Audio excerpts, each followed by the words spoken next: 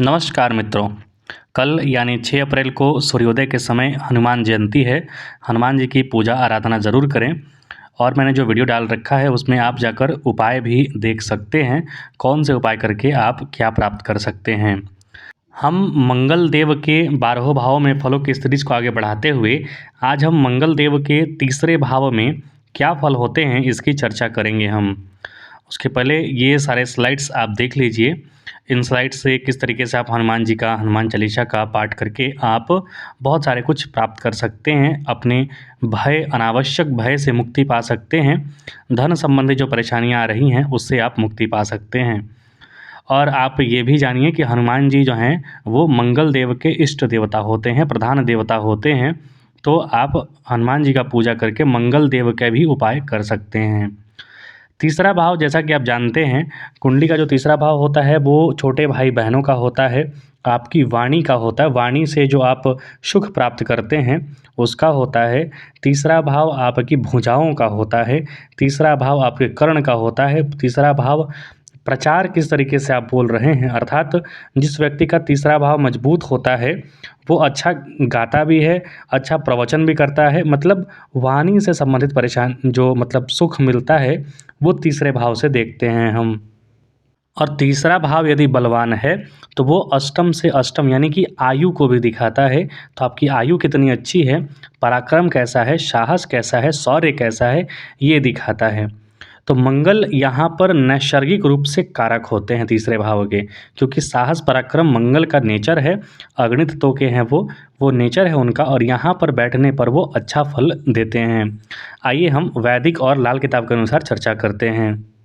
तीसरे भाव में जिसका मंगल होता है वो सामान्य रूप से देखेंगे तो आप, तो वो निरोग होता है, स्वस्थ शरीर का होता है, हष्ट पुष्ट होता है और एकदम मोटा तगड़ा ज़्यादा नहीं होगा, लेकिन जो शरीर होगा वो उसका बहुत ही स्वस्थ और एक सुखद कहा जा सकता है, ऐसा होता है। तीसरे घर में मंगल नीच राशि का या फिर शत्रु क्षेत्र का होकर विद्यमान हो तब थोड़ा परेशानी होता है। चर्म रोग हो सकते हैं, मतलब कि स्किन डिजीज़ हो सकते हैं, अग्नि का भय हो सकता है, चोट लगने के कारण हड्डी टूटने का भय रहता है, बशर्ते यहाँ पर कुंडली मंगल जो है यहाँ पर कमज़ोर पड़ जाए तब। या फिर गुप्त रोग से प्रभावित हो सकता है, क्योंकि अष्टम भाव गुप्त रोग का होता है और अष्टम से अष्टम जो तीसरा भाव होता है वो भी गुप्त रोग को प्रभावित बता सकता है। यहाँ पर मंगल जो है अच्छा फल देते हैं, साहस पराक्रम शौर्य और छोटे भाई बहनों से अच्छा निभाते हैं। लेकिन एक चीज़ यहाँ पर है कि व्यक्ति की जो आय है वो सीमित रहती है, जो इनकम का सोर्स है वो सीमित रहता है, लेकिन जो खर्च है, जो एक्सपेंडिचर्स है वो मल्टीपल वेज में होने लगते हैं। तो यहाँ थोड़ा परेशानी हो जाता है इन सब चीज़ों में। शरीर बलिष्ठ है, शरीर मजबूत है, लेकिन संघर्ष भी उतना ही बढ़ जाता है। यहाँ पर कहीं अगर चंद्रमा भी कहीं कद से कमज़ोर हो गए तो व्यक्ति की मानसिक दशा या फिर जो मन है वो विचलित हो जाता है, तो उसका भी उपाय करना आवश्यक होता है। यदि लाल किताब के अनुसार हम चर्चा करें तो तीसरे भाव में मंगल बैठे हैं तो व्यक्ति दौलतमंद ससुराल से होगा, अर्थात मतलब उसी ससुराल से उसको दौलत वगैरह मिलता रहता है, ससुराल का सहयोग प्राप्त होता रहता है। दूसरा, मौत बीमारी से बचाव, उम्दा सेहत, मकान, दौलत, घर, हर तरफ सुखिया। मतलब यहाँ पर अच्छा फल बताया गया है। उम्दा सेहत होता है, मकान होता है, दौलत होता है, हर तरफ से व्यक्ति सुखी रहता है। अगर मकान शेर दहाना हो तो उसका दिन ब दिन तरक्की होगी। उम्र 90 साल और बिनाई बहुत तेज होगी। मतलब यहाँ पर दीर्घायु बताया गया है मंगल का तीसरे भाव में बैठना। यहाँ पर बताया गया है कि मकान शेर दहाना हो, अर्थात यहाँ पर बताया गया है कि जो आप शेर देखेंगे ना तो शेर का आगे का जो पोर्शन होता है वो चौड़ा होता है और पीछे जो कमर वाला पोर्शन होता है वो पतला होता है। तो इसीलिए सिंहमुखी जो मकान होता है वो आगे चौड़ा और पीछे जाके पतला हो जाता है। तो मंगल तीसरे भाव में है और आप ऐसे मकान में रहते हैं तो आपके लिए काफ़ी लाभदायक होता है। उम्र अच्छी होती है, दीर्घायु होता है और आँख की रोशनी भी तेज होती है। किसी पर ज़्यादती होते देख उसे सहन नहीं होता है।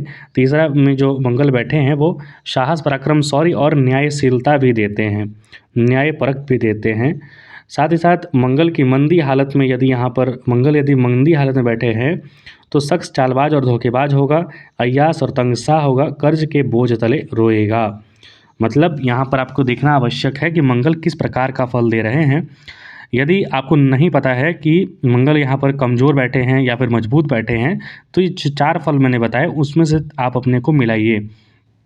यदि मंगल आपका खराब दे रहे हैं, आप चालबाज़, धोखेबाज़ प्रवृत्ति के हो गए हैं, क्रूर प्रवृत्ति के हो गए हैं, अय्याशी में ज़्यादा मन लगता है, कंजूसी में हैं, कर्ज़ के बोझ तले आप डूबे हुए हैं, तो समझिए मंगल यहाँ पर खराब फल दे रहे हैं। फिर मंगल का आपको उपाय करना चाहिए, उनके जो इष्ट देव हनुमान जी हैं, उनकी उपासना करनी चाहिए। और कल हनुमान जी का जयंती भी है, तो आप उनका पूजा उपासना ज़रूर कीजिए। तो ये मंगल देव के तीसरे भाव में मैंने फल की चर्चा की। आप वो देख सकते हैं, मंगल देव तीसरे भाव में बैठकर छठे भाव को देखते हैं, याद रखिए चतुर्थ दृष्टि से, तो रोग, रिपु और ऋण इन सबको एक्टिवेट करेंगे। अगर यहाँ पर मजबूत हुए तो आप रोग, रिपु, ऋण पर विजय प्राप्त करेंगे, और यदि मंगल यहाँ पर कमज़ोर हुए तो रोग, रिपु और ऋण तीनों आपको परेशान करेंगे। तो ये आप अपनी कुंडली मिलाकर ज़रूर देखिए, आपको किस तरीके का फल मिल रहा है। और कृपया चैनल को लाइक, शेयर, सब्सक्राइब ज़रूर करें, अपना आशीर्वाद ज़रूर दें। कुछ पूछना हो तो आप कमेंट बॉक्स में लिख सकते हैं। हम यथासंभव जितनी ज्ञान है हमारी उतनी आपको हम बताने का प्रयत्न ज़रूर करेंगे, और चैनल को जितना सहयोग कर सके उतना ज़रूर कीजिए। बहुत बहुत धन्यवाद। जय हिंद।